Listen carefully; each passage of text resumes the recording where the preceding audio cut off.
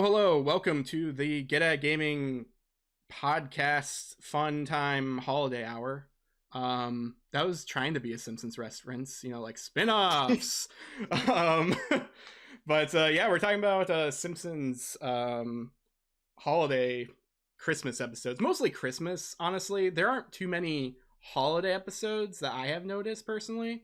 I got my Simpsons Christmas shirt here, and joining me today, we have a special guest. Special guest, would you like to announce Hey, how who you you going? are, what you do? I am Vex Composure, insane off the rails Australian streamer who also does a bit of post-production content, host of the AI Clown Fiesta Mm-hmm. over on Twitch, Twitch TV / good old VX underscore Composure. Nice. And I am a huge Simpsons fanatic. Like 6 p.m. every single night on Channel 10 here in Australia for the longest time. The license has jumped around the place to different Mm-hmm. channels now, but it is an absolute staple of Australians to get in that 6 p.m. Simpsons right around dinner time. Okay. All right. It's That's in my blood.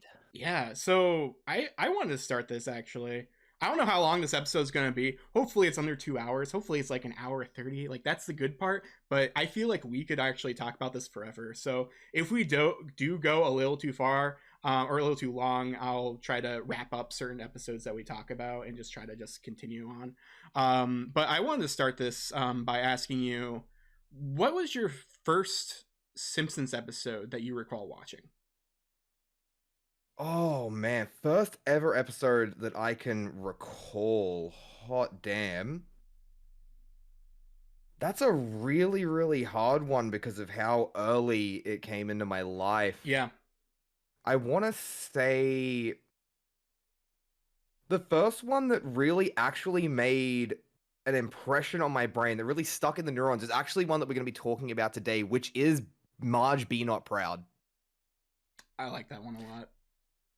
That episode really stuck with me growing up, and it has good sentiments. It has some really weird gags in it, breaking the fourth wall of just being The Simpsons in an animation, Mm-hmm. as well as one of the straight up best sentiments at the end. It is really sweet. Yeah.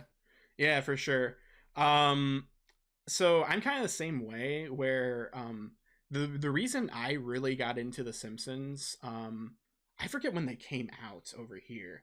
But I want to say I was in 6th grade. So that would have been like 2004, 2003. I forget how when that is, but I remember specifically going to my aunt and uncle's house and watching the episode where is it it's the St. Patrick's Day episode. I don't know if it's Duffless or not, but it's the one where Bart gets drunk and like he walks in front of the camera. He's like, "What are you looking at?" And then like dies. But like that's the one I specifically remember because I got to watch it at my aunt and uncle's, and like my mom, my dad probably didn't care, but my mom at the time was like, "You shouldn't be watching Simpsons." And to be fair, like, okay, that's fine. But then later on, I kind of tricked them into doing it because the Simpsons started coming out on DVD. So the way I got into it really was watching the DVDs as they came out. So when season one came out, I bought season one. And then I Hey. was watching them in order for the longest time. Like that's how I did it. So like the old DVDs, seasons one and season two in particular, I remember it doesn't even have play all. So you had to like click through each little episode menu in order to get to the episode. But man, season one, season two, like they're definitely a trip there. I used to not appreciate them as much back when, but now rewatching everything on like Disney Plus as well, I really like season one and season two a whole lot more now than I used to. Well, as a child, you don't get to really understand the impact of the real gritty family life stuff that season Yeah. one and two really has. Yeah, and I think that's how I kind of got it across to my family. Like by watching it, it's like it's more of a family show in season one and season two than like I don't know, more of an adult cartoon, but like not that high, like somewhere a little down below. Um So like that's how I feel like I got into it, because like the first one of the first episodes that we're gonna be talking about here, I don't know, I guess I technically had on the list the Tracy Ullman short. I don't know, did you watch Mhm. that? Yeah, I went Okay, back and watched it. It's okay, very short. yeah, It's a little special. yeah, but I mean, yeah, I guess we can just go right into that. Yeah, it's very, very short. I could not find a good copy of it to watch online at all. Yeah, It was YouTube just very, had a good old 240p version of it. yeah, and someone wrote like, "This is really good quality," in in there. So, okay, sure, I guess it's good quality. Um, but yeah, it's just very much it's that one poem. I forget what the poem's specifically called, but it's like not a creature was stirring, not even a mouse type thing. But like it's told by Bart's point of view, just talking about like him enjoying Christmas, trying to get presents early, all this kind of stuff. Um, Homer trying to kill Bart. He says something like really Yeah. drastic in that particular one. Oh Um, yeah, he goes really brutal. He was still very much the what is it? The Captain Mad character, the original name of Homer before he was mm-hmm, Homer. Still very much that archetype of character. yeah. Um, but yeah, this one was again very short. But I did want to mention it on this list just because I mean Tracy Ullman show really did make the Simpsons become a thing. Like they were just little shorts here or there, and then eventually it's like, hey, you want to make this an actual primetime show? And Matt Groening and folks are like, yes, please. All we're doing is Life is Hell, and I mean that's I've read some of that. Like it's it's fine. It's not my cup of tea personally, but like I can see why people would like that, and I can see the evolution of how like the Simpsons um became its own thing. Life is Hell definitely had a bit more of that better for artists vibe to it that a lot of Mm-hmm. artists go through, like regardless of your medium, whether you're a musician or you're a cartoonist, animator, etc. Something that's definitely far more a perspective that can be appreciated by someone who's part of the medium. Yeah. Um but yeah, again, I just wanted to talk about that first little short there because without Tracy Ullman, we would not have our Simpsons memorabilia, all the things that we have, all these shirts. You said early off camera that you don't have any Simpsons shirts. Shame on you. Um, Yeah.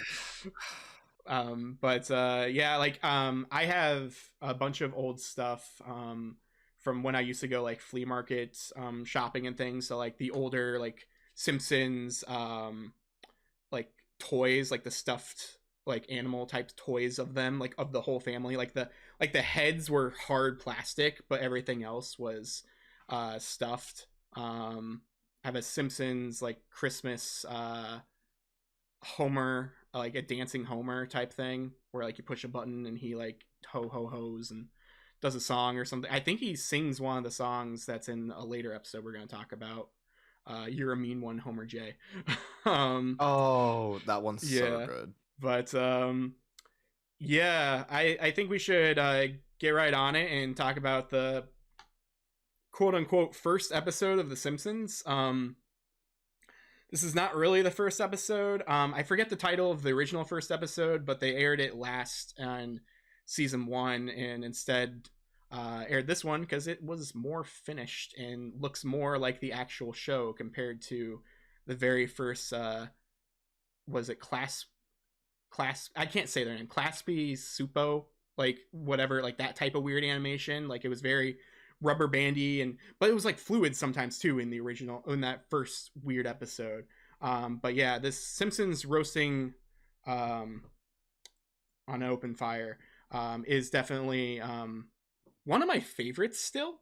Even after all these years, like you have a bunch of different episodes for The Simpsons, and yes, this is just a regular like Christmas episode type thing, but it's very good, and it still has, as you were saying earlier, a lot of these episodes have very good messages in them that you just don't think to out, talk about or even just think about. Like, oh, a show taught me something, or a show is like actually showing some sort of value. This is a cartoon. It should just be for laughs. It should just be for just distracting kids. But no, it actually has a lot of heart there.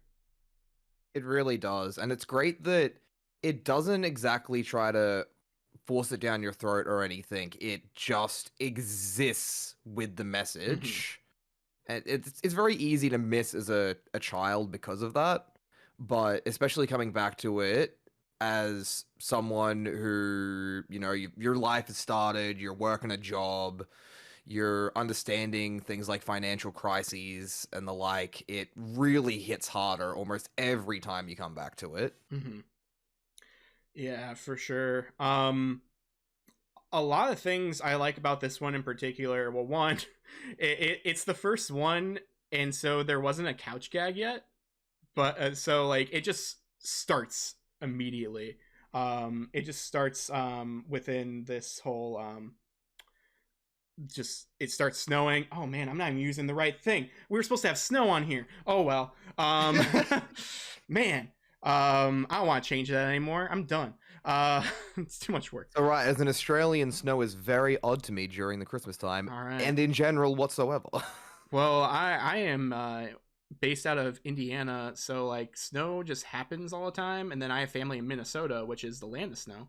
Um, so like yeah, I hate it a lot, and yet I have to live in it. So yeah, it's a fun time.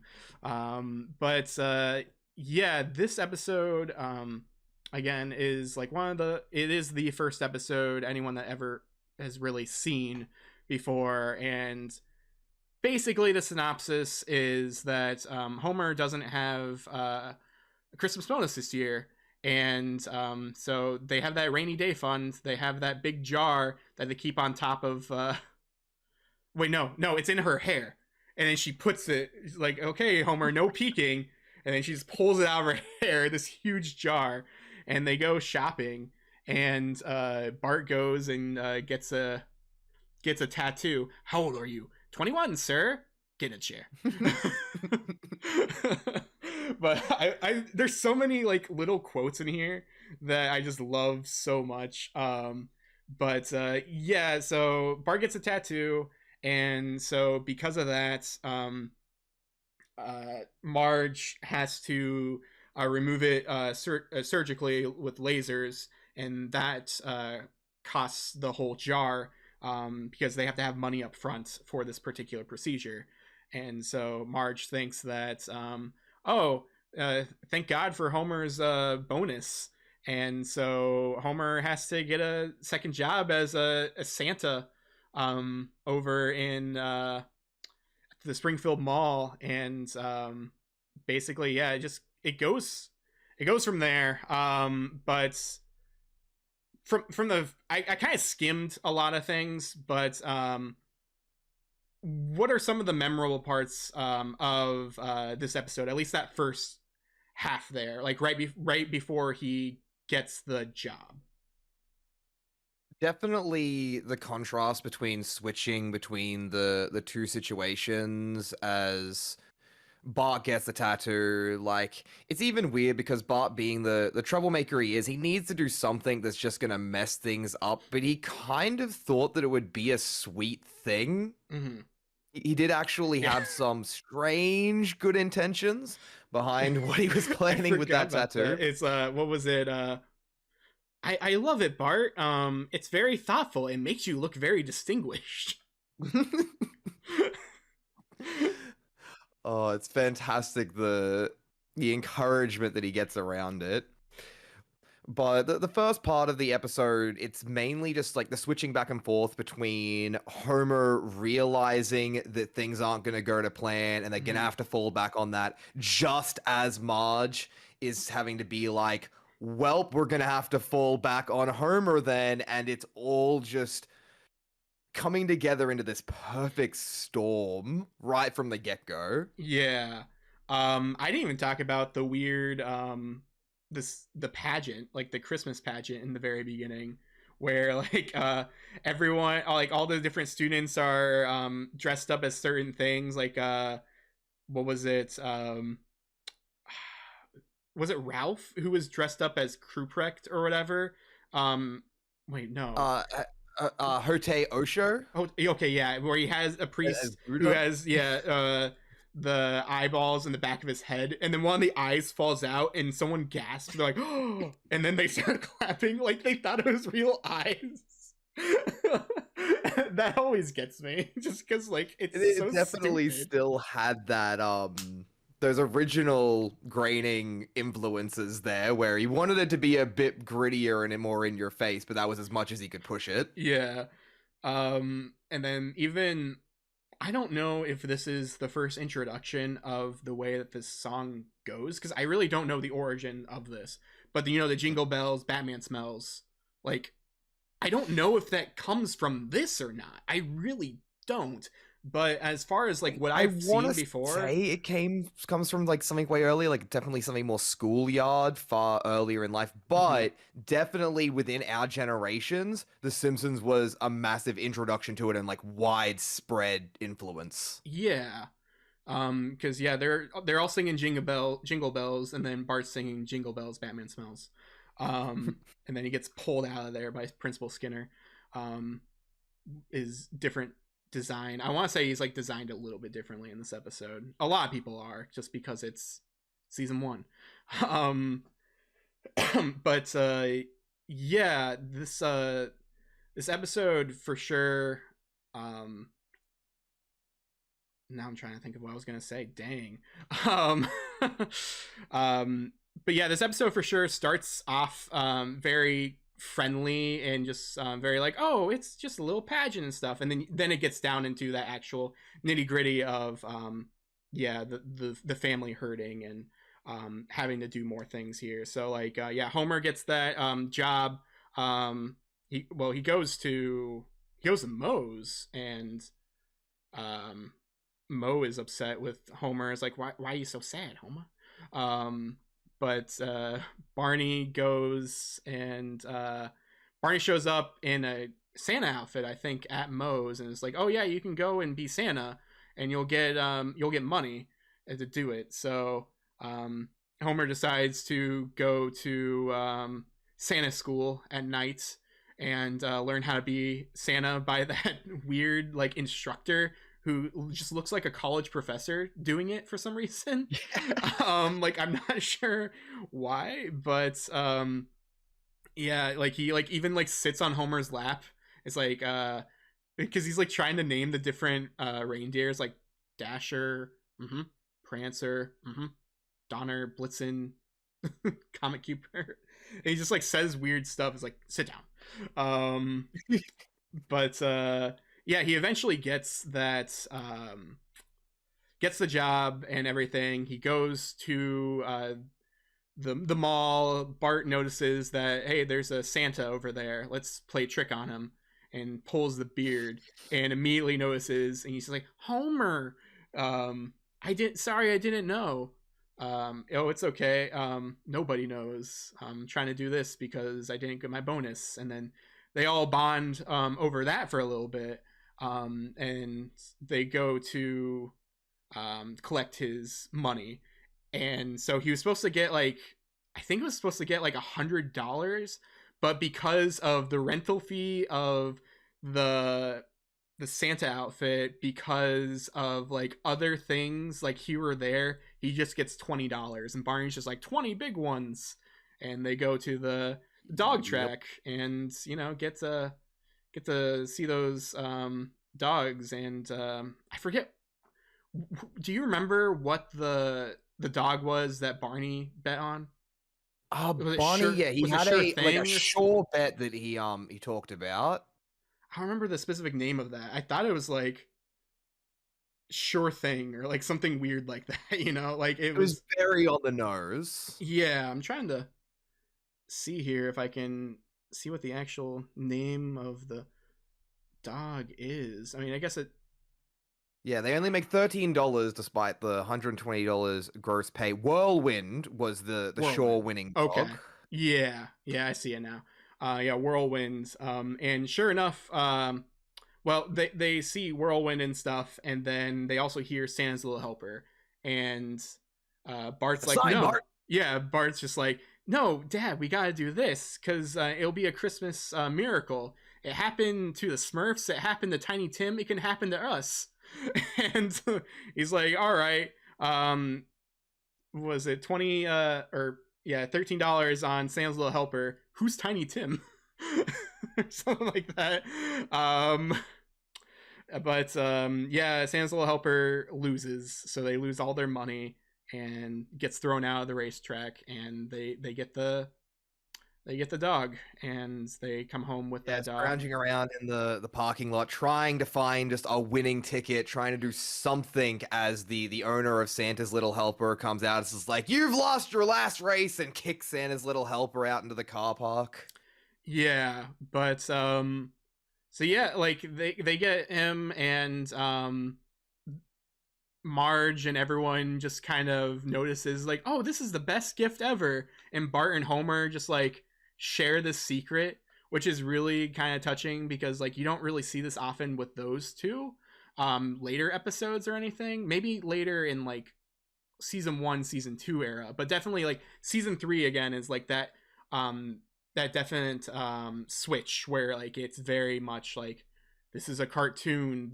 There's only these Homer episodes, there are these Bart episodes. They don't really mix too well together. They don't really like each other. They don't really do these things. They're not really a family, but they are in some senses. But yeah, I definitely again like this episode a lot. We did skip some things like Selma and Patty and Selma are there. I do want to bring this up. Is Marge there? Who is this? Marge, please. This is one of her sisters, isn't it? Marge. Just setting the groundwork for the absolute hatred between Homer and the aunts. Yeah. And then I think it was this episode where he like steals a tree. Like he just goes out in the middle of the night and just steals a tree, and there's like a bird in it, like a birdhouse or something in it. But yeah, overall, I don't normally rate things, but at the same time, like this gets like a good rating in my book. It's an episode that I watch all the time, like even not at Christmas. Like when I'm itching to watch The Simpsons, there are certain episodes that I watch, and this is definitely one of them. I don't even think. Do you know what my favorite episode is? I think we've talked about this before. I believe we have, but I have absolute Okay. goldfish memory. All right. Well, my favorite episode is You Only Move Twice. So Hank Scorpio. Ah, yeah. Hank Scorpio is absolutely amazing. Yes. Man, like we could have a whole episode just talking about Hank Scorpio. But yeah, so that was the first episode here, at least that we're talking about here for The Simpsons. Funnily enough, starting out with a trend that didn't actually continue, like we had the first episode be a very Christmas-centric episode. Yeah. Very Christmas themed, very holiday themed, and then it wasn't until what was the season 7 until we got another Christmas even themed episode. Because season 2 only got the Thanksgiving episode, because I actually watched that yesterday because I was like, I haven't seen this one in a long time. It's a United States Thanksgiving this week. I should give this a go. And shockingly, like I liked it a lot. I guess not shockingly, but I just don't remember that episode at all until I started watching it. That is the one where Bart destroys Lisa's diorama? Yeah, like the centerpiece for everything, and Yep. like then he ends up like on the roof, and he's like, whoa, there's all these cool things here. But yeah, that's the first episode here. Any final thoughts on Simpsons roasting on an open fire? Something that I definitely love is how well bookended the episode is. It starts with a Bart parody with the Jingle Bells Batman Smells, and it ends with good old Bart with the red-nosed reindeer like a light bulb. Yeah. Yeah, we got that. Other than that, I just got to give it a straight out gritty reality, but sweet out of 10. Yeah. Was this the first time Homer ever yelled, "Why you little?" Right at the end? It may be. I can't remember Unless if he ever he did did it in it- the Tracy Ullman. Well, yeah, I don't know if he did, but at least for the show, that ending part was either then or he might have yelled it when the photo was being taken of him with the beard being pulled off. Um but I believe that's another a bookend factor, well, like an ending factor, is the why you little. I don't believe he had the why you little during the Santa moment. It okay. was actually surprisingly down to earth. But backing off on surprising again, it's just like season 1 and season 2, just like it's just so down to earth and that. And then it had the hints of the tropial cartoony stuff Mhm. that set the groundwork for later seasons to just like go absolutely ham with. Yeah. But it was absolutely fantastic. Yeah, definitely good episode. Get at Gaming over here recommends it. So honestly, spoiler alert, I'm probably gonna recommend a lot of these. There's like a couple here or there I'm just like that we might be talking about where I'm just like but for the most part, like, yeah, I like these a lot. So The let's vast majority of these ones are very high tier. yeah. So let's go to season 7 again. You were talking about this was like really the first episode that you either watched or made you fall in love with The Simpsons. So I don't mean to put you on the spot, but you want to try to do the synopsis for this one? Well, this one really, really stuck with me. It has a fantastic set of acts throughout it. If you go to the fandom wiki, it actually does detail out the full story within acts. And that's something that, until I was looking up Simpsons more recently, it really is far more clean cut with throwbacks between the acts, with tons of fantastic parody, like being a video game player and understanding the intense FOMO that comes about us Mm-hmm. now. They were really ahead of the curve with that, with Bone Storm, the good old Mortal Kombat parody Yeah. of the time. But generally, to go it from like start to finish rapid fire, we have the general events of Bart and everyone else wanting the game. They see the ad, they want the game. Bart just desperate for it, sees that like Millhouse has it. He's experiencing that FOMO, cracks and commits theft. Yeah. By the influence of the good old bully crew of Kearney and Jimbo. Actually, no, I think it was just Jimbo and Nelson. I don't Yeah. think Kearney was there He at that wasn't he time. wasn't there that time, yeah. Yeah, and one of my favorite gags of all time, I believe Jimbo said it. It's just like 5-finger discount, He says dude. As he like, four finger discount. does he actually say 4-finger? Yeah, he Oh says no. 4-finger discount, dude. Oh, I keep thinking he says 5, and that Yeah. it's a break of the fourth wall there. But Yeah. it's a self-aware one there then. Yeah, I like that, and then I also like it's like I got what was it, a new jacket, check it out. It's just like the same thing underneath just with the price tag. The already pre-torn denim sweater. Yeah. uh but Uh, And then, of course, like Bart gets caught on his way out. He tries to hide it from things. One of the best gags, definitely the security guard talking on the phone like Marge is already on the other side, and Bart thinks it's already over. And then right at the end of the call, hangs up and everything's just like, they weren't there. I left a message. yeah. Yeah, because I remember that part. Well, that the Troy McClure like, hi, I'm Troy McClure. I don't know, just I love anything with Troy McClure. Anything with Phil Hartman, honestly, in this show is great. But I love the little videos that he's always in. These like, it's just about shoplifting for some reason. Like he's just in a video about shoplifting. Okay, but Anything and everything. yeah, You may remember me from literally everything. yeah. But yeah, I remember specifically like, yeah, after he leaves that voicemail, they have that I don't like that movie, so I always forget what it is. Ferris Bueller's Day Off. They have that parody where he's running through everything, and gotta change that tape, gotta change Maggie, oh god, we gotta change Maggie. Just the amount of fantastic parodies in this episode is non-stop. Yeah, But I guess let's kind of cut it there for a little bit, and I want to talk about a little bit about the beginning, um, because what was it? Bart tries to buy Bone Storm because he sees that it's 99 cents at the at Comic Book Guy's Android's dungeon, and it's like, here's 99 cents. That's the rental fee. You can't purchase it that way. You can get Lee Carvello's putting challenge though. But yeah, since Millhouse gets it and he's like, wow, I've only entered my name, and he tries to type in Thrill House, but there aren't enough characters, so it just says Thrill Ho. I love that so much. And he's like, Bart comes over like, hey, can I play? No, you can't. It's a 2-player game. You have an extra controller there.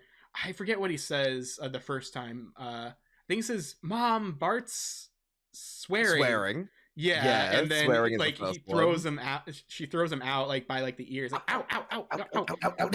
Yeah, and because even the second time when he tries to come back and play with the cup and ball, it's just like, Mom, Bart's smoking, and then the same thing with ow, ow, ow, ow. But ends up spending a little bit of time with her and everything. Yeah, it's great. Just that opportunity of the FOMO there, and the, you know, you want what you can't have. Simpsons has plenty of that. To reference another episode, you've got the more ham-fisted one of now Maggie doesn't want this ball, but if I take the ball, and then Bart even tries, give me the ball, give me the ball. Yeah. Again, like, these first 2 Christmas episodes show Bart in like a, like, I'm empathizing with him compared to like other episodes where you're just like, man, he's just a jerk. But with like this, you're really like, man, I haven't personally experienced some of these things, but like I could see how like a kid could do this because it was so easy. Like you really you're a kid, you don't know any better. You kind of do, but you kind of don't know the repercussions of anything. And yeah, just having that whole thing open because that snotty kid gets one. The snotty kid with the mom, who just like just does anything the kid says. It's like, don't you already have that one? No, Mom, I have this. I'm not sharing with my sister.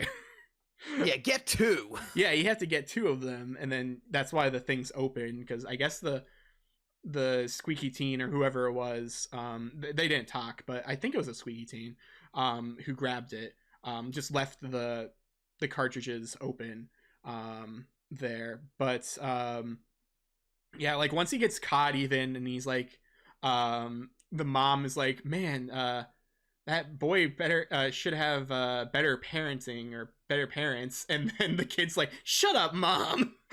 Yup.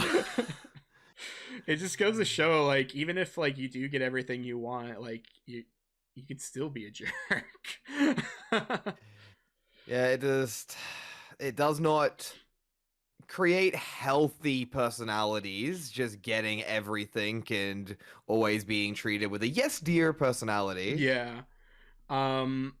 But I guess now I always call it, have you ever played, other things do this, have you ever played Uncharted, like Uncharted 2 specifically? Yep. Okay, so my friend and I, we always say like, oh, it's doing an Uncharted 2, even though other things do this, where we're gonna go back because we kept going and now we're gonna go back to it, like, just, you know, like we started in a weird place, we're gonna go back. Kind of like the beginning of Uncharted 2, it starts in the middle and it goes back. But so yeah, Homer listens to the tape of what was it? Hello, mother. Yeah, it was Hello, father. Marge. Here I am. Is Lisa in Camp Granada? No one will find this here. He just puts it in the thing instead of destroying the tape. He just puts it in there. Like, okay, kid. And then it never does get found. No one ever listens to it. Yeah, but like, I guess no one's listening to the voicemails. I feel like eventually someone would find it. Just because you notice, or Marge or someone or Lisa would notice, like, oh, this is Camp Granada. Let me go find Camp Granada. Oh, what's this thing doing here? This. One of the smarter Simpsons would find it. Maggie could probably find it. Very likely. But yeah, they got over there, and Bart thinks he's safe, and he sleeps well that night. And the next day, Marge is like, oh, good morning, Bart. And Bart's just like all chipper and everything. We're gonna get our pictures done today. Oh, that's okay. That's great, Mom, because I'm in a smiling mood. And it's like, oh, well, we're gonna go to the try and save. And then it all sinks in, the ban, everything that's like repercussed from it, everything that he thought that he got away with, it's all starting to come to an end. Yeah, but there are 2 try and saves. So he was like, oh, well, maybe they're going to this one instead. And no, they go to the same one. So he has that fantasy of like being in juvie and having a chip, and it's like if you get a chip, you get a Christmas present, and someone gets like a newspaper or like some socks or something random like that, and then rug samples. Yeah, yeah, the rug samples. I think Nelson gets that. He's like, oh, awesome. And then Bart doesn't get anything, if I remember correctly. It's like they're all out, even though he had a thing. But yeah, so they end up going to the try and save. He's sneaking around a little bit, like in the parking lot, and then Homer's like, oh, there's someone legs tired, and he like puts them on his shoulders and like puts them on like a little kid, just like letting him ride around, and him like dodging the cameras here or there. He finally thinks that he's safe because I think he's wearing a hat. Earlier he was wearing like nose and chin putty, so he'd look different. But I think he's just like wearing the hat and just kind of looking around all shifty. And then as soon as they take the picture, of course, because this is cartoon logic, as soon as they take the picture, it's the security guard grabbing him. Yoink. Yeah. And it's like, oh, not my son. My son would never steal. It's like, oh yeah, we have the tape. Oh yeah, well, whatever tape. He doesn't steal. And then he like blocks the TV, and he's like, Mom, I have something to tell you. I did it. And then you see on all the other TVs of him just like looking around, grabbing it. Like he hides behind that one TV, and yet everyone else in that store sees that, yeah, he stole, he did all that. And then the disappointment in Marge's voice, then just the, oh, Bart, like, it sets up the whole second act of the episode of Bart having to start to deal with Marge's disappointment in him and not seeing him as his like precious little boy. Yeah, because earlier, like, he was getting tucked in bed, and the sleepy train something, I forget the exact song, but it's like, oh, I'm tucking you in bed, and he's like, Mom, I'm too old for this stuff. And that night when everything happens, like, you hear her singing it to Lisa, and then she walks to his door, good night, and just slams the door. Yeah, like, it's very disappointing. Like you definitely empathize again with Bart for this, because you're like, man, that's really sad. Like, that actually is a sad thing. Like did he get what's coming to him? Yes, but at the same time, again, he is a kid. Like, I don't know, like, peer pressure. He wasn't aware of these are the repercussions, like, yeah. Especially when he was given the encouragement of like, it's a victimless crime, like, well, yeah. Even if I don't get away with it, no one's going to be like that upset, right? But then he didn't think about the worst possible thing being Marge being upset with him. Yeah, definitely. And so that night, I think, is either that night or early next morning, where Marge is like, oh, maybe I'm just babying him too much, so I should make him be more self-sufficient since he's older now. kind of taking into heart what Bart said earlier when he's like, I am too old for this. I'm too old for this tucking me in to sleep and all this. Um, so yeah, so she's like, what was it? She made like hot cocoa for everyone and stuff, and it's like, oh, there's no marshmallows in mine. You can. I think you're old enough to put in your own marshmallow. Oh, okay. Well, if I mess it up, all right. And then he puts in the marshmallow, grows super big, and it's just a hot cocoa marshmallow. And he has to like eat it with a knife and fork. And Grandpa's like, "Hey, save some of that for me." Just the insanity that like the difference between Bart putting in and Marge putting in is totally a life-changing experience. Like everything he does now without his mother's help is just gonna go to hell. Yeah.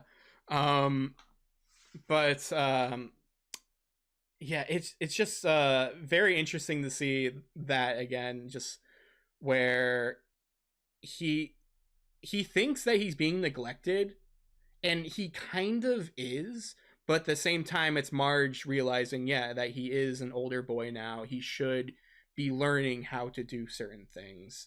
Um but he clearly doesn't like it. Um but let's see here. I'm trying to hop around here. Oh, I guess I I get these episodes mixed up since I've seen them so many times. Like I'm like, where did these things happen? I talked about earlier about the Bone Storm thing again, where like He goes back to he goes back Millhouse's to Millhouse's place. house, yeah, and it's like oh, you can have it. I'm bored with it. I don't need it anymore. And seeing like that thing that made him steal is boring, so he doesn't need it. Like Millhouse doesn't even need it anymore. And he's like, I'm way too involved with this cup and ball now. Where's it gonna go? Nobody knows. And he just like keeps trying to do it. And instead Bart wants that because like it's like, give it to me. No, Mom, Bart's smoking. And yeah, and this is what you were saying earlier happens, like where he is hanging out instead with Luann Van Houten, um, just learning. Yeah, Can I do looking for mom that stuff like with you? motherly approval. Like he just can I like help you out with hobbies? Can I hang out with you? Just looking for someone to have that like motherly love to him because he sits down with her and is doing the things. And I can't remember the exact quote for it, but he does turn around and say like something on the lines of like, "Am I a good boy? Am I a good Oh, son?" Or, he says, please tell me I'm a good boy or something like that. yeah, Yeah, and it's because then that's when he like that scene kind of ends where it seems like she's like, get out. Because it's just very much like, this is weird. You shouldn't be helping me. You should be hanging out with Millhouse. You should be with your own parents. Um, get out of here. Um, but this is when Homer, or when wow, I'm saying everyone's names of Bart. This is when Bart shows back up over to his house, and you see that it apparently it snowed while he was gone. So the whole family made snowmen, and there's no snow left, but there's some snow underneath the car, like where the tire is. So Bart has to build a snowman with this gross, like, I don't know, tire blood snow. snow. Like, yeah, like it's like that brown, like gray snow where it's just like, oh, this is clearly trash. Like, but it definitely reflects how Bart feels separated from the family in more ways than one. Um, but then yeah, then it breaks. Um, but let's see here. That's what like leads us into the last act, and Yeah. it's a very short last act, but it's a very defined part of the episode Mm-hmm. because just like you were saying with the snowman showing he's a bit of a like outcast of the family now, he actually acknowledges it when returning to the try and save, and like Nelson comes by like, oh, like check us out, I knew you'd like it. Mm-hmm. I can't even remember what he stole that time, something completely ridiculous, something that he would never use. Yeah. and yeah, makes the comments like, "I'll show everyone what a black sheep can do." Yeah, so And I don't remember though. Was that the same try and save? Did he end up going to the same one yes, again? Like they let him back in this time? yeah, it seemed like they let him back into it after the events of it, Okay. Cuz I didn't and know like if he had to go to maybe the other one. maybe there was some like unspoken things because like that would have been where he could go because it's the try and save nearby their house. Like a kid's Yeah, not gonna go over to the other one; it's too out of the way. that's true. And there's could have been some like unspoken stuff there where maybe he was just allowed back in because the parents had like talked to him and Mhm. like things had gone down that way, or something I'd like to think is maybe he went in there and the security card might have intimidated him and he like Bart maybe talked it through with the Mhm. security guard to be like, this is what I want to do. I want to make it up to them. I want to apologize to you. I want to apologize to the store. I want to apologize to my parents. Yeah. Um so yeah, so he ends up going over there, and you don't know what he did. But he shows up back home with his jacket that he seems to only wear in certain episodes. But he used it to pickpocket or to steal earlier. And Marge is just like, "Oh, we're decorating the tree. Wait, Bart, what do you have in your pocket?" "Nothing, Mom." "Bart, are you stealing again? What is that? You better show it to me." And then she pulls it out of his pocket, and she starts crying. And he's like, "I wanted to surprise you." Um, and it's just a photo of just Bart. And so she puts that on the picture that was ruined, that's lopsided because Bart's not in it, and then they put it back in that frame, and then it's perfectly like center and back to normal. Um, but the funniest thing that I like about it, um, because I don't know how he could get the picture without paying for it, is that there is a little tag that does say paid in full. Yeah, he did go out of his way to get the receipt. Yeah. Um, and then she's like, "Oh, well, since I got a Christmas present early, I think you should get a Christmas present early." And then Lisa's like, "I want a Christmas present early." And then she I doesn't think get get a it. Christmas present early and just yup the Yeah. whole And she like this isn't fair. Like he yeah. did something bad, now he's done something good. Why should he get rewarded? Kind of thing. Yeah, and then she says like, "This is the worst Christmas ever." And she's like, "Oh, I talked to the guy at the store, and he said that this is something every boy wants, and it's Lee Carvello's pudding challenge." And then he does the thing that every kid does when you get a gift that you don't care about. Like you just want to make the other person happy. Like even as an adult, I feel like it happens more as a kid because you don't get as many gifts as an adult. But you're just like, "Gee, thanks, mom." And it's just like she just smiles at him, he smiles back, and yeah, then he gets that embrace by Marge, and everything's good, and the end credits are hilarious because he's playing the putting challenge, and it's like um he's You have chose 9 iron. I suggest a putting. putting. Yeah. I suggest feather touch. You have selected power drive. And then like it even like goes into the parking lot, like they rendered all these cars in this like Genesis NES game. It's like, would you like to play again? You have selected no. That is my favorite part about the fact that they've actually rendered the parking lot. They've recorded lines for saying that the ball is in the parking lot and that like no game ever had the amount of data required on the cartridge to go out of your way to do that and create a completely comprehensive game outside of that. Yeah, this is one of the things that I would really like to have, because there are people on Etsy that I've seen before that do make Lee Carvello's putting challenge. Like they make the box and like a manual and everything, and they even like replace like golf or something like that with a sticker on there instead on an NES cart. So like I would love to just have that as like a thing I can just put on my shelf just to have, because like I like That'd be a this. I great like this thing. movie. I like this episode just as much as you do. Like this is one of my favorites, if not my favorite of these Christmas episodes, and one of my favorite episodes. Um, just Hands because, down my favorite Christmas yeah. episode. Like its sentiment is fantastic. Its relatability and like empathetic feeling is absolutely enthralling. Like there's only one other episode that gets me more empathetic with Bart and like gets me more emotional about it, being the one where Bart actually tries to pass but still fails and stuff. But that we can talk Oh, about that one another time. That one's oh, a very deep episode. Bart gets an F. That's season. Is that season one? I want to say it was season 2. Okay, because I thought Bart's dog gets an F with season two. Unless that's season three. Maybe I'm getting my things mixed up. But yeah, no, I remember that one. The only other one I was thinking about personally was Bart sells his soul. Because that's another one that I Oh, like a lot. But like it's very much like you get on par with Bart and you really do just empathize with everything that's happening to him. Just because he learns about just, man, I feel like nothing without my soul, and just seeing how the world treats him if he didn't have a soul. It's very interesting. Very interesting stuff. Take a look at that when you can, folks. Man, we're already almost at an hour.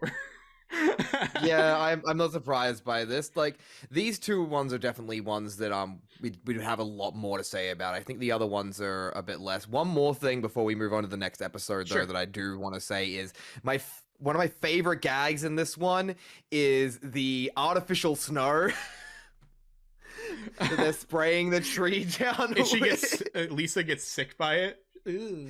Yeah, she's just like getting woozy from it, and that as Marge is just like being that overly obsessive Mhm. mom about like it's gotta be done perfect, but that perfect is way too far, covering the entire tree with the Mhm. artificial snow.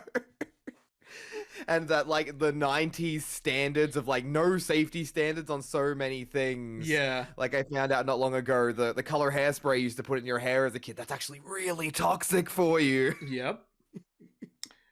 Yeah, there's so much stuff because I remember even as a kid, like, there's a lot of things that specified this is non-toxic when it was a kid product because they knew someone was going to try to eat it or something.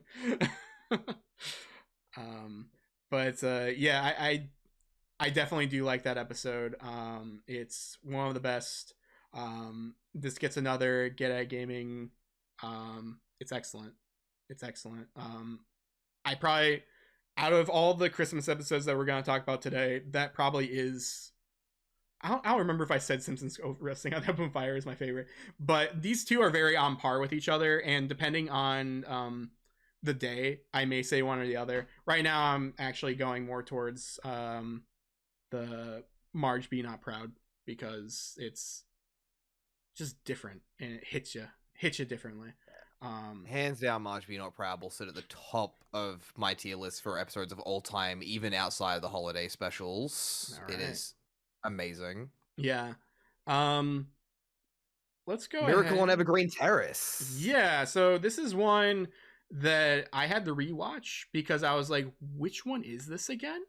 And I watched it and I'm like, oh, yeah, I remember this. There's not too much to it. It's fine. I enjoy it. But it's not the first two. I guess. Like, um Yeah, it's a very hard act to follow those first two. It does have another set of nice messages throughout it with, Bart taking out the Christmas tree, lying about it, yeah. and like not doing that. It definitely has some of my favorite ridiculous gags as we got into the later seasons Hmm. for just how things can come together. Like as someone who has worked in electrical environments a lot and seen what people do both in their homes and in corporate environments, the fact that they have the millions of things all plugged in Hmm. to the one thing, like they've got a power board plugged into a power board, plugged into a double adapter, plugged into a four-way adapter, plugged into another double adapter and everything. It's like I have seen people do that and it is not okay, and this is exactly what it can cause. Yeah, for sure. Now that might be in the next episode I'm thinking of, because a couple of these episodes do um So the first one, Simpsons roasting on open fire, you see like the lights and everything, how the lights aren't turned on right, right? Isn't that how it is in the first one too? But then I think it's the next one I'm thinking of where Bart's like, it's craptacular because like again the lights aren't right, they're not working. Um, but yeah, this one synopsis honestly is really really short. Yeah, you kind of already brought it up, but um, they get a plastic tree, plastic all the way. um, yeah, so like they have a plastic tree, and Bart really wants this certain toy, and so they get everything wrapped up, and Bart comes downstairs early, and the way he does this is by drinking 12 glasses of water. And he's like, "Oh, I thought of this by myself," and then Lisa's like, "No, you didn't. This has been done forever."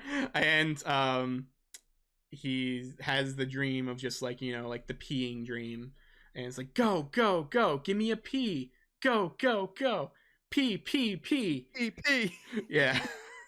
And so he gets up and he looks at his watch, the one time he wears a watch, and and he's like, "Oh," and then he even like when he's walking away, like to go to the bathroom, he's like, "Oh, oh, oh," like he does like the same like chanting. Um, After he goes to the bathroom, he goes downstairs and he opens up that fire truck, the Inferno Buster 3000. He also opens up some, what was it? Like a Christmas card or something from Patty or Selma, and he gets like $5, and he's like, "Oh, Selma or Patty, what a doll," or something like that. And yeah, he opens up the fire truck very carefully. Just like opens up the wrapping paper so he can put it back together later, and yeah, he starts playing with it and it starts spraying water. Like it just came with water in it. Like that's the crazy thing. Like he didn't fill it up or anything. It just had water in it already. Yeah, And batteries. charged batteries, charged Yeah. controller, water inside of Yeah, it, this is everything that a kid wants. Like that is something that I want to say if we would like to read into it a bit more, it would show like fantastic parenting. It could just be a gag for the sake of the gag, but if anything, it shows like more likely Marge, but maybe even Homer having a golden moment, unboxing it yeah. before he did it and getting it ready for him. Because like I know as a kid, if my parents did that for me, where they'd get my toy already ready, charge it up and whatever, then rebox it so I could immediately start playing with it, it makes that moment all the more magical.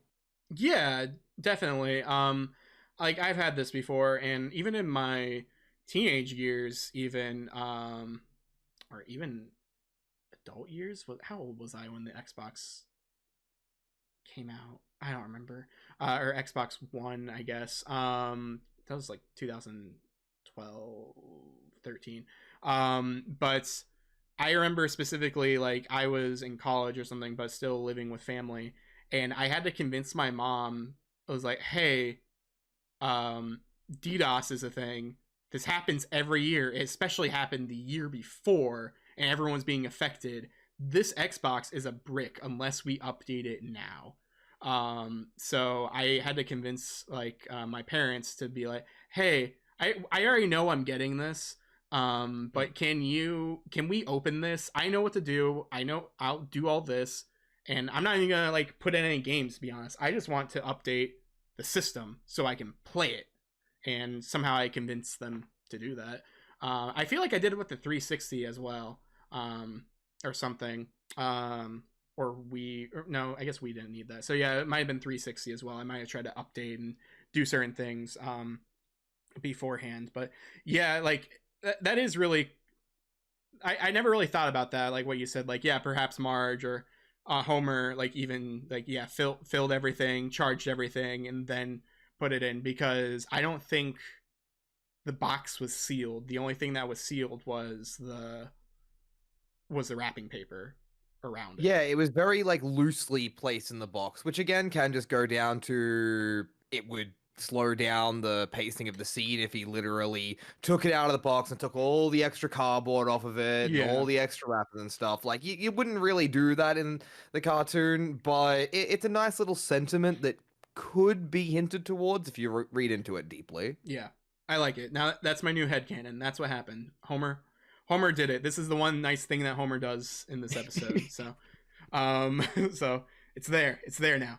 But yeah, he is playing with it and he shoots all those wires with water and it burns everything and the plastic tree turns into a whole lot of goop. And Yeah, he does the child panicky thing of like it starts a fire in the corner, he runs the fire truck into it, he keeps piloting the fire truck instead of immediately just like going and getting water or fire extinguisher or anything, runs it right back into the tree. but then he does try to get water. He tries to go to the kitchen and grab the hose from the sink and it barely fits and he's like, who designed this house? The one time they have the extension hose. Yeah. Exactly. But then yeah, eventually oh man, we didn't even talk about the yellow sweater. Lisa Oh, Lisa put down that yellow sweater. yup. But like you can see the yellow sweater just like dissolving or just falling into the goop of the Christmas tree. And so And Maggie's groaning Santa. well, it was a cow thing, wasn't it? Like a cow. Oh, it was a cow thing? I can't remember. I just remember the sound that it makes. I thought it was a vividly moo. remember I thought the it was a sound. moo. I associated it with being like a creepy little Santa thing. I don't even know if we ever saw the thing. She just shakes it and it makes I the think sound. I think it's a moo. Like I've seen those before. Like there's like these cups. Like when you were a kid, there were these things that you like moved up and down, and depending on what you did, it made a different noise. So I think it was like just like a cow on it, and if you moved it down and flipped it over, it would go moo, and then the other way it would do it the same. So I'm pretty sure that's what that was. But it all melts. Bart decides to go outside in his boots and boots and pajamas and go out there and just shovel snow and just bury everything underneath snow. He's like, snow covers all. Pure white snow. And yeah, he does that, comes back in, and everyone's like, oh, where's the tree?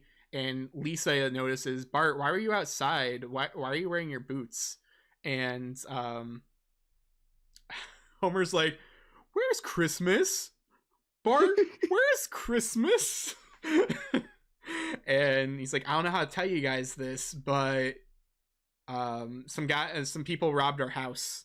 And we were robbed? Yeah. We were robbed. And so yeah, so basically it becomes a whole town thing that they were robbed. The police come and try to ask him questions about like what it was, and he describes this like really crazy idea of like a person with like a hook hand, and I think they're like cross-eyed, and just like I don't know, just a bunch of random things that like wouldn't normally match a person. But he's like, you shouldn't try looking for them or something like that. You won't find them.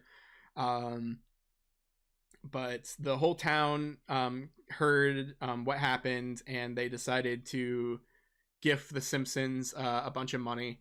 And yeah, because Kent Brockman comes in and does the classic like, what a heartbreaking story for the Simpsons kind of newscaster sob story. Yeah, definitely. And then that's because they get let's see. Yeah, they get $15,000 and then they go to buy a new car, and I think the car was only like 8,000. And Homer goes on his own to the yard to buy it. Yeah. And he mentions exactly how much he has, which is the 15,000. Yeah. And the car was originally 12,000. So the dealer just immediately just like slaps a sticker or peel a sticker or something. It's just like, I'll make it 15,000 just for you. Yeah. It's like, is it 15,000? It can be. um, and yeah, then they get the car, and they immediately crash because they're driving on ice. And they're all yelling, and they're like, "Oh, put it in reverse, put it in brake. Everyone's yelling too much. One at a time. Lisa, jump!" And then they all jump out of the car, and it sinks into the lake. So then they lost all their money. Somehow proceeds to explode under the frozen lake. It does. Which goes shows a lot. Like, what if they were actually in a wreck? What would have happened in that car? But yeah, they let's see. So yeah, after that they go back home and everything, and later that next morning, Bart tells everyone the truth. And it's like, oh, there wasn't actually a robber. It was me, and I did it.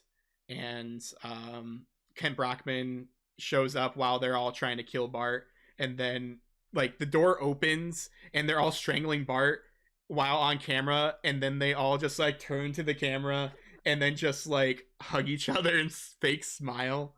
Yeah, because this is where Homer is like, they're like, "Do you have anything to say about the kid, about the robber?" Yes. I don't know where you are, and we should probably stop looking for you. But one thing's for sure: you do exist. And snow starts melting, and you see all these things. You see the tree. It's like little Lisa's sweater, little Maggie's toy, little Homer's sausages. What's happening here? Oh, it's all true. We made it all up. But we didn't know until just a minute ago, so you can see why we had to lie to you just then. And just everyone's upset with them. The whole town's upset. And everyone hates them. So Marge, okay, yeah, so this does have a really good joke in it. Marge goes to Jeopardy. Yep. And Alex Trebek is there. And she goes to Jeopardy, and she gets like negative $7,000 or something.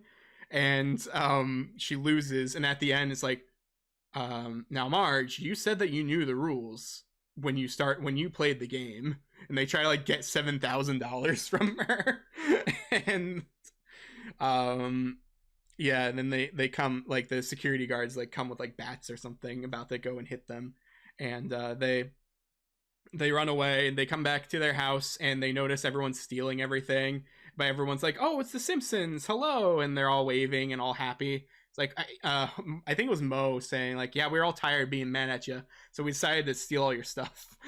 And so they just go into the house, and it's all empty. They took everything except like a towel, I think. A tattered washcloth. Yeah. Yep. And they're all fighting over it, and they all bond over this one little like thing left to show like they're all family still, and they all appreciate each other, because they're all fighting. And then Marge is like, everyone stop that, besides it's mine anyway, yoink. And then she starts running around, and the song starts playing. And yeah, like, I mean, I started off describing this episode like, man, it's not really memorable, and then I start saying like, oh wow, there is a lot to this. So I don't know. I definitely do like it, but it's not on par with the other two. That's just the big thing, is the fact of following the first two. It's really hard to follow those two, but it still has its fantastic moments. Hands down, Marge on Jeopardy is one of my favorite bits of all time. Like, that's bloody fantastic. Yeah. But like, it has like the nice message again. Definitely doesn't deliver it as neatly as others, but I'm very thankful for the fact that it doesn't try to like throw it in your face or anything. It feels kind of rushed, whereas like the other ones don't. Yes. And I think that's why I feel like it's less memorable because of that. Because like, I mean, we talked about all these other episodes here, and we needed like 30 minutes to talk about each of them, and then now with this one, I feel like I only talked about it for like 15 minutes or something. So it goes to show that like there isn't really much substance to this episode, but it does have some good moments. Um, but Yeah, it throws it in a little bit, but it's worth your watch, but not to go on your always rewatch playlist. yeah, unless it's actually the season, like unless it's like holiday season and everything, then yeah, I don't recommend you watch this all the time. The previous two, I would say like, yeah, go for it, watch these. They're timeless regardless if you watch them at Christmas time or not. But this one, yeah, I would stick to your once every year or so type list. But yeah, so we're getting there. We're at like an hour 10. I might shave some of these off if you don't mind. Are there any in That's all good. particular out of these that you absolutely don't care to talk about? Because we can just get rid of one of Uh, those. Because then that just I make don't it think I easier. care too much about Simpsons Christmas Okay. stories. Yeah, we can get rid of that. Yeah. I didn't put that on my list actually. I forgot about that one. Uh, Tis the 15th season isn't anything special. All right. Yeah, that the only one that Um, one has. Yeah, wait, yeah, that has the clock, right? That is the mean you're a mean one, Homer J, I think. that one does have the song, Yeah. yeah. But yeah, nothing else really happens. Like it's fine, but yeah, it's okay. So yeah, we'll go ahead and knock that one off. If we need to knock off She of Little Faith, we can, but I do want to talk about She of Little Faith all right. myself. At least one factor about it that I find very interesting. Well, we were going to order, but if you want to just go to that one right now, just so we don't miss Uh, it. okay, well, yeah, skipping over to She of Little Faith. Just the like, I'm not a religious person myself or anything, but I really enjoy the biblical reference that is made after. So general synopsis of the start of the episode is Bart sees a rocket on TV. I think it is, he sees it on TV, a commercial for it. He gets Homer's credit card number, make the rocket, it fails. They see Flanders doing it way better. Homer gets the good old university nerd squad together to Yep. make a way better rocket. I love that comeback. Throws the little gerbil in there, Mr. Nibbles, Yeah. and the rocket starts going off course. Nibbles bails out when being given instructions by Homer over the radio. Yeah. And crashes into the church, setting up the premise for the episode of the church gets destroyed and needs to get funding again. The funding comes from companies and ends up getting highly sponsored, highly commercialized, Yep. and is what triggers Lisa to be disgusted in what was going on with their local church and go to Buddhism, etc. But the thing that I love about it is the pretty much the biblical reference of the cleansing of the temple when Jesus went to the Temple of Jerusalem and saw that it was being surrounded in the courtyard by merchants and salesmen and Mhm. dealers and stuff, and was disgusted in it and like did something about it. And not being a religious person, I don't know the hard details of it, but I do really enjoy when they do focus on a subject matter like the church to actually make those biblical references. Yeah, and it's also not just like how most cartoons and other things do it, where they're like either church is good, just straight up church is good, or church is bad.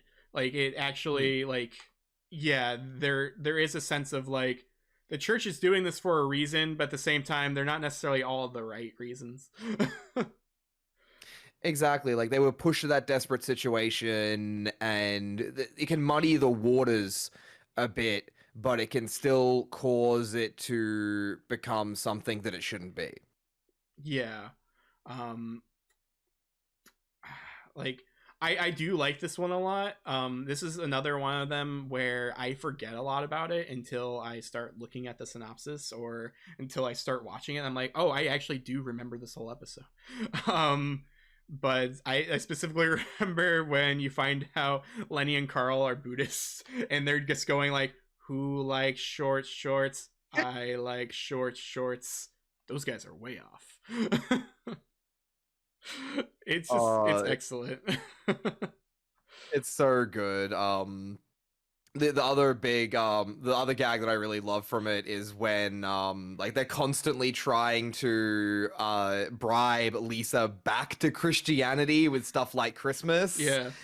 It's like, well, Buddhism doesn't have Christmas, does it? It's just like, well, Buddhism doesn't care about material possessions, and they have the pony. It's just like, oh, it's actually a pony, but it actually turns out to be Milhouse and Ralph Yeah. posing in the shape of a pony. I don't know, but his name is Clip Clop, and he loves sugar cubes and hugs and all this other stuff. Um, yeah, there's Oh, another gag in this earlier where he uses Homer's credit card, and Bart's like, "Hey Lisa, is Homer's credit card blah blah blah blah blah blah?" You know it is. And he yeah. just immediately just orders the thing. Um, It's got some really good gags in it, and it takes an interesting perspective as something that for a Western cartoon to delve into religion like this is definitely something that in its time was would have been a bit more risque. yeah, for sure.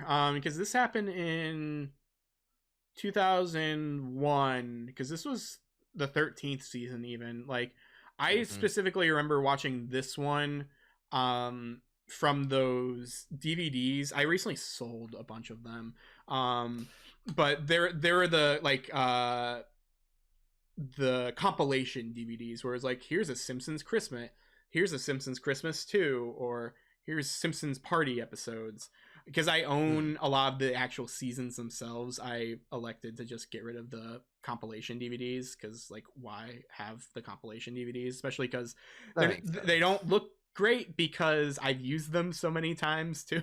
So Oh, speaking of not looking great, do you have the seasons where they had those two seasons that had the completely there's different looking like boxes? three of, so actually four of those seasons have them. Oh, really? Six, all of them did. You had to mail in order to get the regular six. Seven and seven, eight, 9 and 10, I think up to 10. So 6 to 10 had different faces because they were each like, because 6 was Homer, 7 was Marge, 8 was Maggie, 9 was Lisa, and Bart was 10. And I have 6, 7, and 10 as the faces. Um, but yeah, they're I don't know. As a kid, like when I was getting them, like, oh, this is cool. This is different. This is neat. As an adult, I'm like, these don't look flush with the other seasons. What have I Yeah, done? exactly. Like once you get into that collector's aesthetic of it, it's just ah. I think they eventually did re-release season 6 without the thing. Same thing with 10. But I do remember specifically that season 6 for a while, people were so upset with it. They had to be like, all right, you can mail in this thing or request it online, and we will send you a box for season 6. Yeah, the lashback was absolutely insane for it. Yeah, I mean, again, it makes sense. Like, because yeah, it does look really weird on my shelf because I only own the first 11 or 12 seasons of The Simpsons, and then I kind of stopped because that was the point where they released season 20 just on its own and then filled up the rest. So I never really got to the rest because they were like releasing certain things on like just Blu-ray for a while, and I wanted to keep everything DVD because like I'm always scared of, I mean, it happened with Disney Plus in the beginning. Like, I'm always scared of new formats in the beginning for older shows where like they might mess up the aspect ratio or certain things. So I'd rather just sit all to be the same. Especially like, yes, I have a Blu-ray player I use, like my PlayStations or whatever, but so they can play DVDs and Blu-rays. But if I am letting someone borrow this who only does have a DVD player or something, I'd rather them be able to watch the whole show. Um, I love the show Chuck, and I have Chuck on DVD only because the first 2 seasons I think were DVD only, and the rest were Blu-ray. And so I elected to just buy them all in DVD because that's just the way I am. That's how you go about it as a collector. Mm-hmm. Before we derail too hard, let's get on to Grift of the Magi. Yeah, for sure. Let's this one's interesting. I remember this one a lot. I keep clicking on the stupid ads. I don't have ad blocker on this one for some reason. Come on, go away. Go away. You're not an ad. Okay, the ad doesn't work. Okay. All right, so this is the one where is this the yeah, this is Gary Coleman. Okay. Yeah, yep. So this is the one where Bart gets hurt by jumping on the bed with Milhouse, and this is a episode that isn't super PC anymore in certain parts, because I mean, I'm gonna say it because it's relevant to the episode and stuff, but keep in mind, like, this is the era. That doesn't excuse it, but at the same time, that is the era. Stuff like this happens. Bart and Milhouse decide to jump on the bed and dress up in women's clothing, and Milhouse is like, "What? Scared you might like it?" And then they're just jumping and singing like, "Sisters are doing it for themselves." And Homer busts in and he's like, "What are you guys doing?" And I want the non-gay explanation. Yeah, yeah, the very like 90s or earlier stereotypical father of just like not being okay with this. Yeah. And Bart or Milhouse are like, "We're drunk, really drunk. Oh, thank God," and closes the door. And then they're still jumping, and Bart falls on a bowling ball. It's just somehow just on the floor. I don't know if it fell because they were going through the closet, so it's possible maybe it rolled out or something, because I don't think the bowling ball would just be on the ground in that room in particular. Yeah, it's because it's the weird thing of like, Homer is the type of person that would just leave stuff lying around, but his bowling balls are very precious to him. But also, it was on Marge's side of the bed. Yeah, it was. Yeah, so I feel like it was the kids who did it. Yeah, very, very likely. Yeah, but Bart falls on it and falls on it's like his back, more or less, lower back. His coccyx. So he breaks his butt, and so he has to use a wheelchair, and finds out that the school doesn't have any handicap accessibility ramps or anything, and Lisa is upset about that because they need it, and Fat Tony just comes along and just randomly, he's like, "Hey, we can help with that," and they pay Fat Tony to make all the stuff. They pay him $200,000, and it's all made out of breadsticks. Which a big gag with that, with the fact that it's made out of breadsticks. The construction company that Fat Tony brings in is the Baldazzo Brothers Olive Oil. It was sus from the beginning, and not just because it was Fat Tony. Yeah, I love Fat Tony. He's one of those characters who, like, whenever he shows up, I'm always super happy. Like the "What's the moita?" Don't play dumb with me. Or I love, I'm gonna go on another tangent a little bit here, but I love Mayor to the Mob. I think that's a season 10 episode where I always quote this all the time. My roommate hates it. He probably likes it, but he hates me quoting it all the time.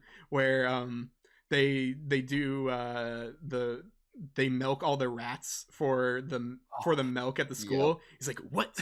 Everyone loves rats. Now you don't want to drink the rat's milk?" It's just excellent. I love that character so much, and it's always a treat to see him in anything. So it was great to see him here, but Yeah, they lose. Springfield Elementary loses money because of this. They closed due to lack of funds since Fat Tony stole everything. So this person, Jim Hope, and Kids First Industries buys a school and then privatizes it and makes it private school. And they talk about how the old school was lame because like Bart's saying like, oh yeah, this is the school's lame. He's like, yeah, it is lame because your old school was lame because it didn't wasn't self-sufficient enough. It closed, so it was bad. But our school is cool, so let's do all these cool things. And what they had to do was like bring in their favorite toy to talk about, which again feels sus, like a better term.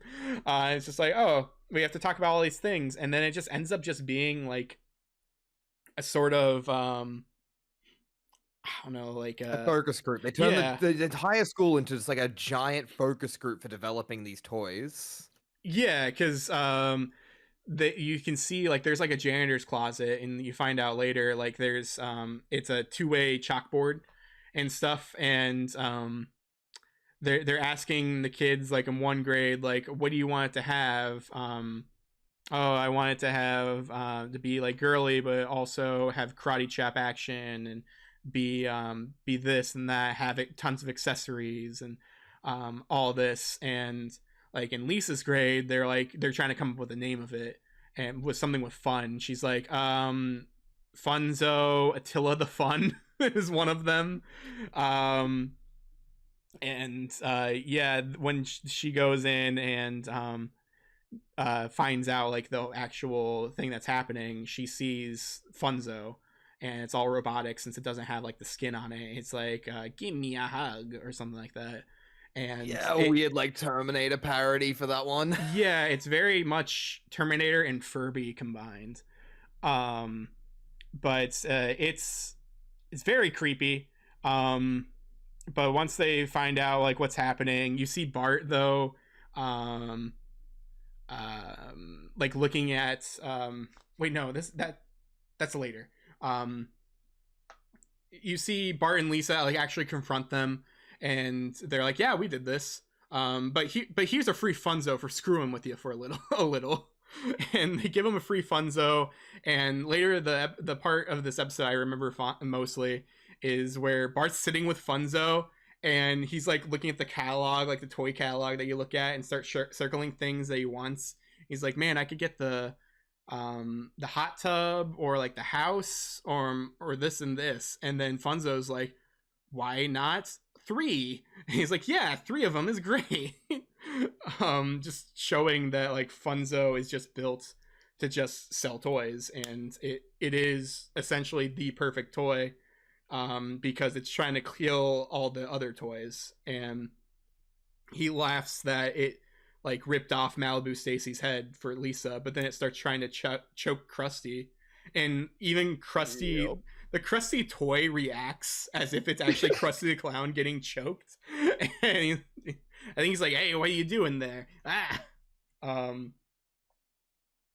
But It's yeah. fantastic, the insane destruction that Funzo goes down, because it's not just there to sell itself, it's not just there to sell the things that come with it, it's there to destroy all other toys. It is going to be the one toy. Yeah. So they realize what's happening, and they, let's see here. I'm trying to check what happened when, because she finds out about the stuff. She tells the people. She brings Chief Wiggum, and Chief Wiggum is like, no one believes anyone about it. Believes the kids about like Funzo as being crazy. But That was before they knew Funzo was crazy. okay, They discovered the fact that they were pretty much using him as a focus group. okay, Brought yeah, Chief Wiggum and the other adults in, and the spying room got replaced. They didn't believe him then, so they went to them to unsurface the Funzo stuff. That's when they got the free Funzo, found okay, out it yeah. was a killing machine. Mm-hmm. And then people just straight believe that, because they just like, I can't remember if they like exampled it or something, but they were just like, Mm-hmm. yeah, no, it's killing other toys. And everyone, like Homer specifically believes them because like Yeah. Homer believes his kids and Well, he's also steals bored, it all of sounds. them. Yeah. Yeah. Yeah, steals all of the funzos and chucks them on the tire fire. Yeah, and like yeah, so I kind of just got stuff mixed up, but like yeah, I forgot that they actually go to the KFI headquarters, and you see they have Gary Coleman as a security guard, and he's just talking to him and talking. I forget exactly what he's talking about, but he's like just I upset I about know some. this scene Okay, back for front pretty okay, much. okay. Like it's my All right, favorite bit through the whole all thing. right, do it. It's Gary Coleman leaning back in his chair on the phone. They're crawling under the desk, and Gary Coleman sitting back with the phone on his shoulder, eating this like Chinese Yep. food or whatever, and complaining about it's like I ordered a galaxy of prawns. 3 prawns is hardly a galaxy. And as they crawl past the desk and that, they realize the phone's not even connected. Yeah, He's because talking Lisa's to like, himself. it's not, the phone's not even plugged in. Oh yeah, because yeah, and then the woman's like, how'd you get past Gary Coleman? Let's say he's a few prawns short of a galaxy. My one of my favorite lines of all time. Yeah, but so we'll go back here. So like yeah, Homer and them they grab all the funzos and steal them all, and they throw them into the tire yard. And Gary Coleman shows up to stop them, and then like a narrator shows up out of nowhere, just like talking about it's like, oh, they talked about the meaning of Christmas all night long, and they learned about like materialistic goods aren't great, and like the true meaning of Christmas has been lost. Um, and so Gary Coleman's leaving, and is like, Dad, we should invite him for Thanksgiving or for Christmas dinner.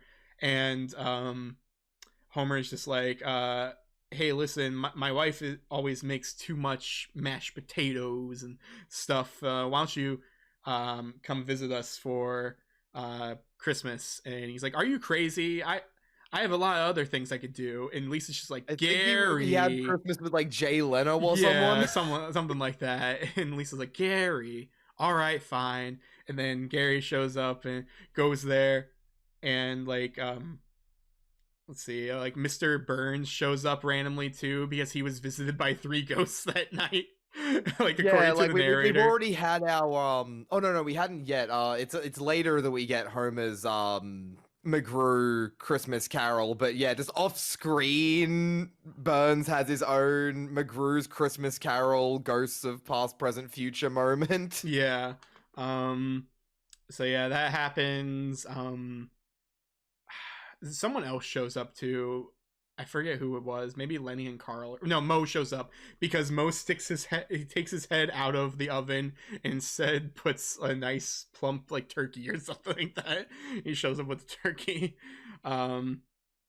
and something happens, and Gary Coleman says, "What you talking about, Homer?" And then he's like, "What you talking about, everyone?" And then it's kind of ends there.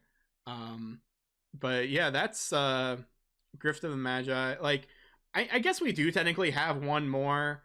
I don't know if we really need to speak about it because we already talked about the ones that, like the last one that we have here, Skinner's Sense of Snow. It's not really a Christmas episode, but it's categorized as one. Um, so I don't know if we need to talk about it because we've been going already for 1 hour 30. So I feel like, for the sake of time and everything, we should probably stop if you're okay with that. Yeah, that's all good. I'll leave it on the note of just one more thing about the Gary Coleman, the fact of even though he acts like he's off the rails and everything, the executive comes out just like, why'd you let him past? Like, you're fired, Gary Coleman. What you talking about, Naval? Yeah. I can't stay mad at you. You're rehired. Yeah, exactly. It's great. Like in Gary Stupid Coleman, executive. I knew exactly what she was talking about. yeah. Like cuz yeah, this came out in like 99, and I don't remember when Gary Coleman was relevant. Like I don't think it was the 90s. It was kind of weird for him to just show up be doing nothing. So I mean, I guess that was the joke that he was just a random security guard somewhere because he was doing nothing. Yeah, he just gets paid for nothing. It's kind of the joke, I guess. Like Yeah. Gary Coleman has never been relevant in my lifetime. Yeah. So but I would rank this one above Miracle on Evergreen Terrace for sure. Um, and then, but yeah, so I would say you can watch this if you want at any time. It's nothing too special, but it has some good laughs there, and it is overall a good episode. It's not a great Christmas episode compared to, like, I keep talking about like the first two, but like even some of these others that we've even talked about, like I don't know, like Miracle on Evergreen Terrace, like it's fine. It's not my favorite, but I think Grift of the Magi like is a little better than it.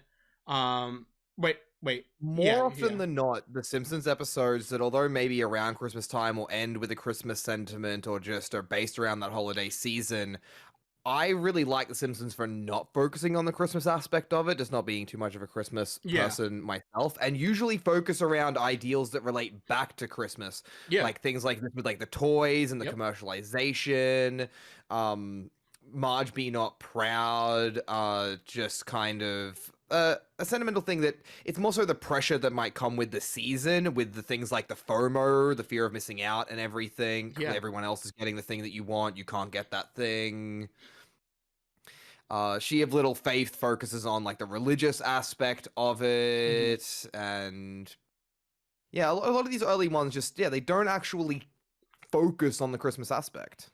Yeah, and they're great because of that. Later they start to, I don't know. From what I was looking at, I haven't seen all the later episodes, but some of them seem to be more Christmas centric again versus not.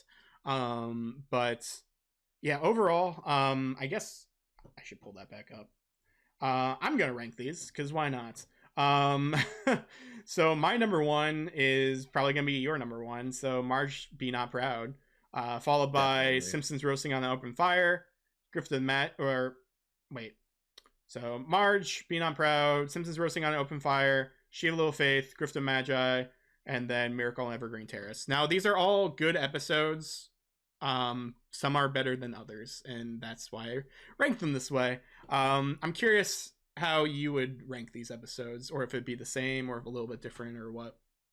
Hands down, Marge Be Not Proud for my first, followed by Simpsons Roasting on an Open Fire. Like, they're just such strong episodes. Mm-hmm. Marge Be Not Proud really nailed it, even though it was outside of that, like, magic season 1 through 6 section. They still had a bit of the magic going on. Yeah. Even as they got in later, I really, really like Grift of the Magi for some of its gags, like to do with Gary Coleman and that, and a bit of the sentiment behind it, and of course just like dash a little bit of Fat Tony in there, and it's going to get me a little bit of bias. I Yeah. have to agree on that one. I think Skinner's sense of snow might sit a little bit Oh, above G of Little Faith for me. okay. I didn't put that on my ranking since we didn't talk about it. Yeah, But true. yeah, that's where I would put it as well. Honestly. Yeah, it's a very, very fun episode, very off the walls.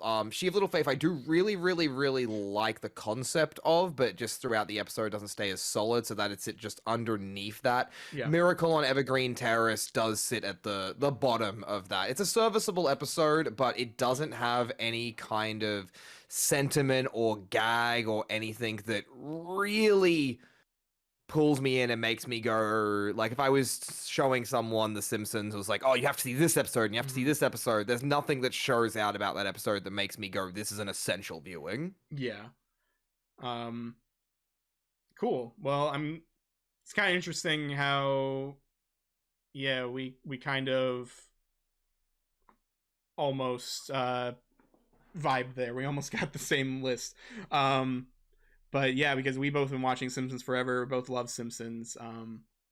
Yeah, this has been a fun time. This has been a long time coming as well. Because I talked about this to you like back in like June. I was like, hey, do you want to do a thing? And you're like, yes, anything to talk about the Simpsons, please. Hell yeah. And so yeah, so we went up and did it. This is going to be airing in December. So all these are actually pre-recorded. You know that. but the audience probably knows that as well because I think I told them at one point. Um, yeah, this comes out in 22nd. So December 22nd. So happy holidays to everyone. Merry Christmas, happy Hanukkah, happy everything. Um um yeah. Again, thanks so much for stopping by on this episode. I really do appreciate it. It's nice to have someone who enjoys The Simpsons as much as I do, if not maybe more, because you're more well versed in it compared to me. Even though like I feel like I am that person like in my friend group and everything who like loves The Simpsons. Um, it's nice to feel humble and like notice that there's someone even greater than myself. It's just in our blood as Australians. As I said, it's a very cultural cornerstone for my generation of Yeah. Australians, and I'll always be happy to come back on if you want to talk about more Simpsons or even some other animations. Oh yeah, for sure. I have some ideas, but yeah. We talked about earlier in the beginning, but where can people find you? Mainly on Twitch. I do have YouTube, Twitter, Discord, all that other stuff. But if you come find me on Twitch, that's where I mainly do my stuff. You can find me Monday, Tuesdays, Thursdays, Fridays, Australian Eastern Standard Time or Daylight Time during the daylight savings hours now that I have moved to somewhere that actually has them. Twitch.tv/Vex underscore composure. And I'm a bit of a comedian, a bit of a video game commentator for fighting games and other stuff. Thing I'm mainly proud of is, yeah, my AI Clown Fiesta, where I make CPUs versus CPUs and we bet Mm-hmm. on them using channel points in absolute insanity. Yeah, it's awesome. And so some other things, like I play some gaming. Like Mondays, we do some stupid meme stuff in that, and Thursdays and Fridays we do other stuff. There's other stuff in there as well for like whenever I just decide to play different games. I love JRPGs, hack and slash games like Devil May Yeah. Cry and such character action games.